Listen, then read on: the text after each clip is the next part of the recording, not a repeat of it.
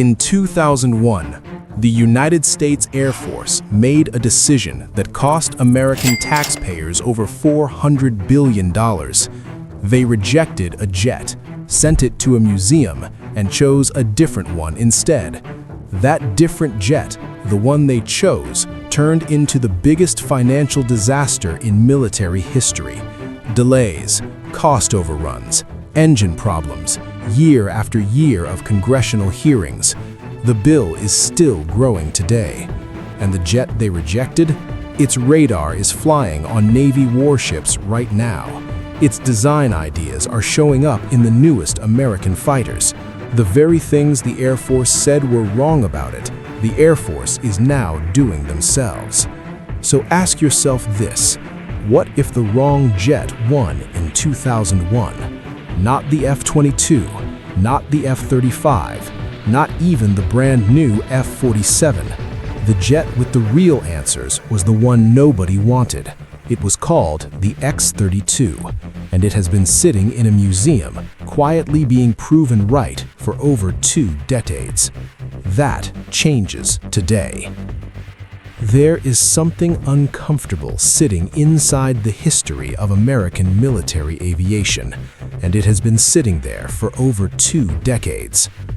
The United States Air Force runs the most powerful air fleet on the planet. The men and women who fly and maintain these aircraft are among the most skilled professionals in uniform anywhere in the world. Their record speaks for itself, from the Pacific in World War II to Desert Storm to every contested sky since. But even the best institutions make calls they later regret. In 2001, the Air Force chose Lockheed Martin's X-35 over Boeing's X-32 for the Joint Strike Fighter contract. 1 jet, 3 branches, thousands of units. It was supposed to be the smartest procurement decision in modern history. What followed was the opposite of that promise. And the jet that lost, the wide-faced, delta-winged X-32 sitting in a museum, quietly turned out to be correct about almost everything the Air Force said it got wrong. This is that story. And before we go further, if you value content like this, take 1 second right now, like this video, and subscribe to the channel. Over 98% of viewers watch without subscribing.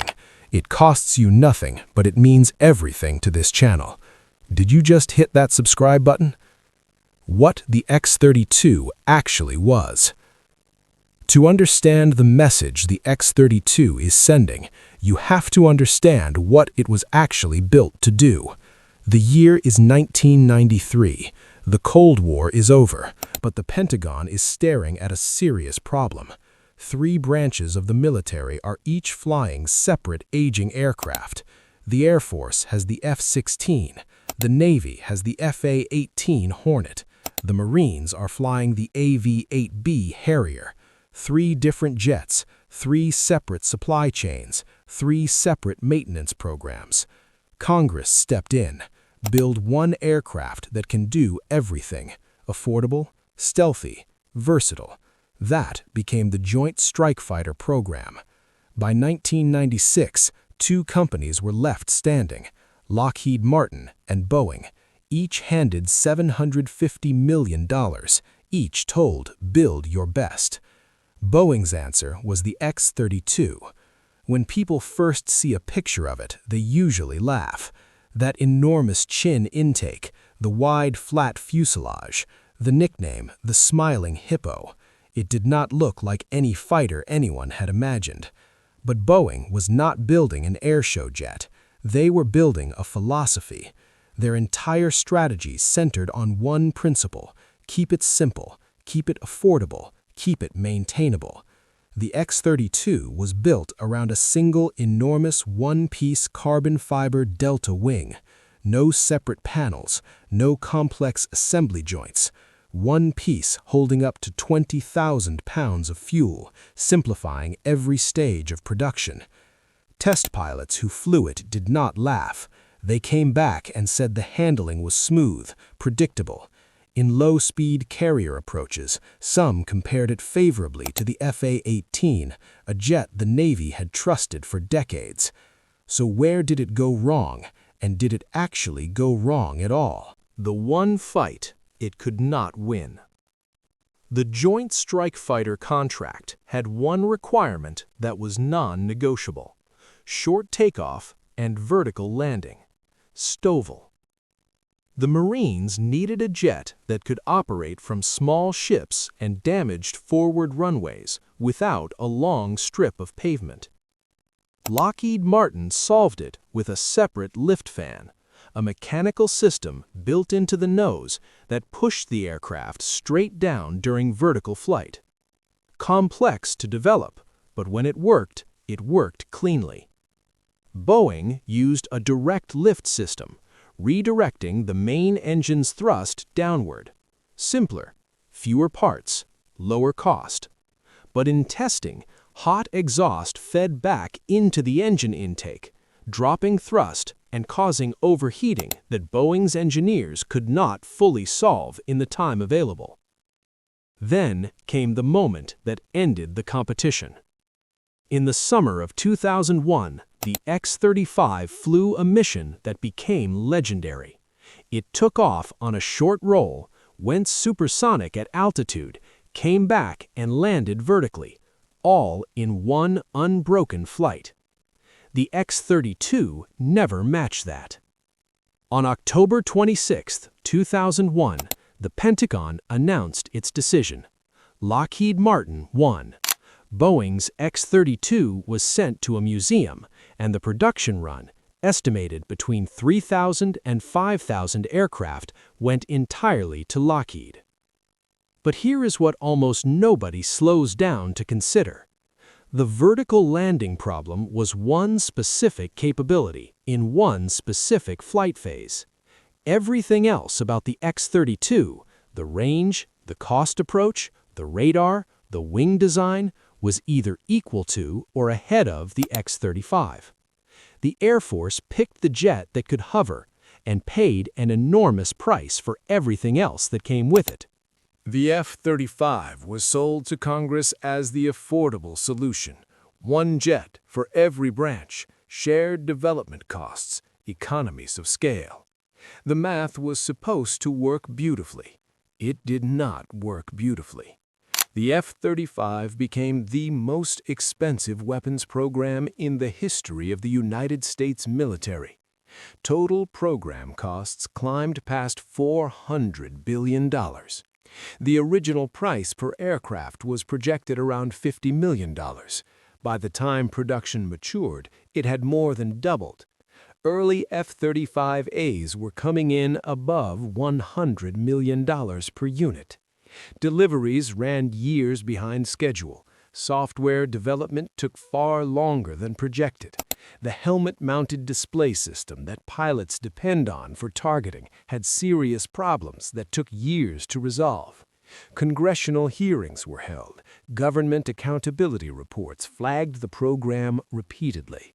The jet that was supposed to be affordable became the definition of a procurement warning. And the whole time, sitting in a museum in Dayton, Ohio, was the X-32, the jet Boeing built around affordability, the jet that made simplicity its core principle, rejected for not being able to hover cleanly enough. Now consider this carefully.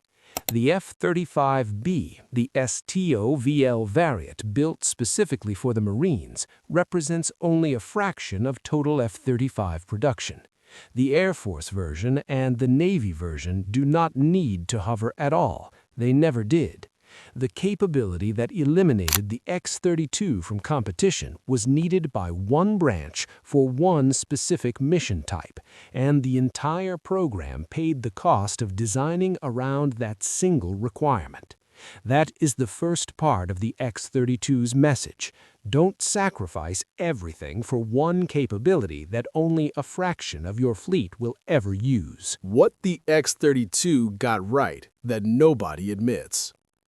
When Boeing's X-32 lost the contract, the program did not fully die. The engineers looked at what they had built and asked a simple question: what is worth keeping? The answer was more than anyone expected.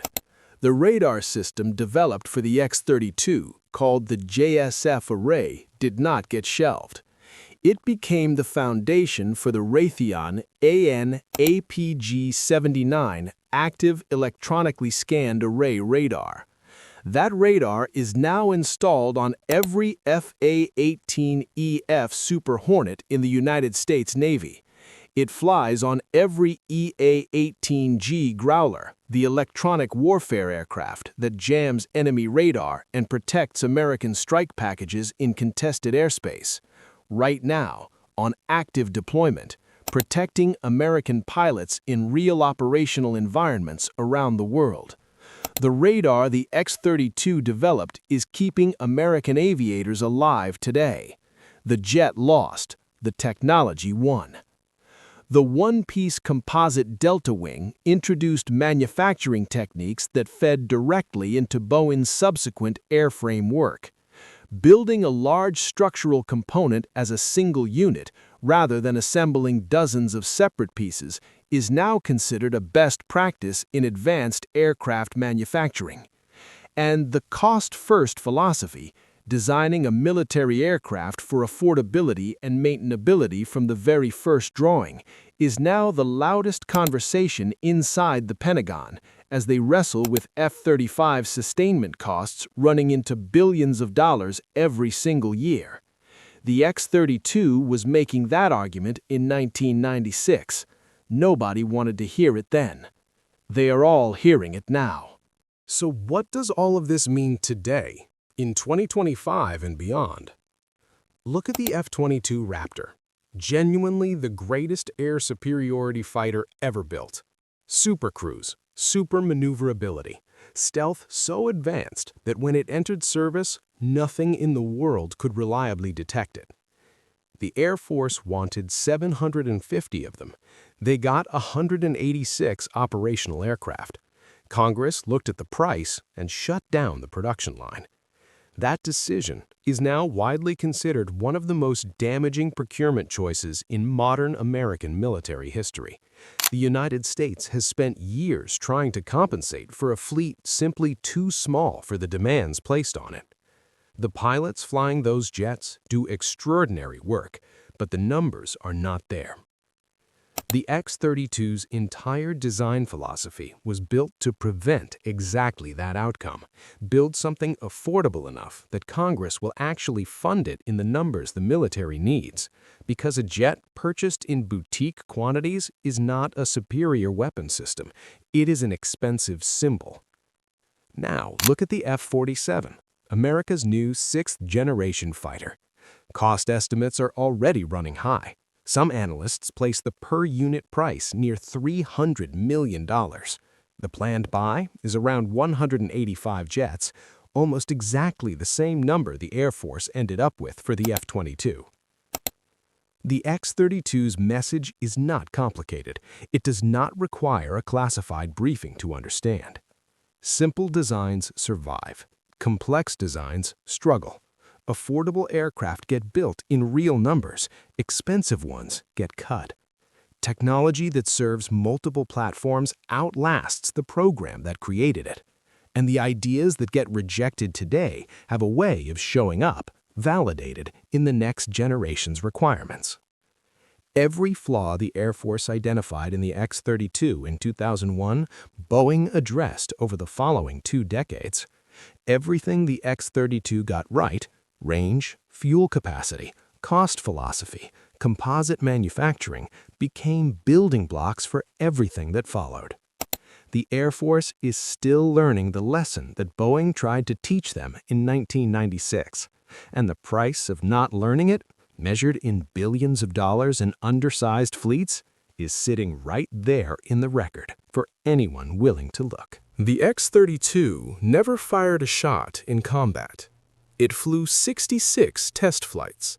Then, it went to a museum, one airframe indoors in Dayton, one slowly weathering outside in Maryland. But ideas do not rust. The radar it developed is protecting American pilots today. The manufacturing philosophy it pioneered is inside modern airframes. The argument it made, that affordability and capability are not opposites, is now the central debate in every major Pentagon procurement conversation happening right now. The F-22 is magnificent. The F-35 is capable. The F-47 may be the most advanced aircraft ever conceived. But the X-32, the ugly, rejected, forgotten jet that everyone wrote off, understood something about how to build and sustain air power that the most expensive programs in American history are still working to figure out. That is not a small thing. That is the whole thing. If this story changed how you see the X-32, share this video. Put it in front of someone who loves military aviation history. And if you are not subscribed yet, now is a good time. There is a lot more where this came from.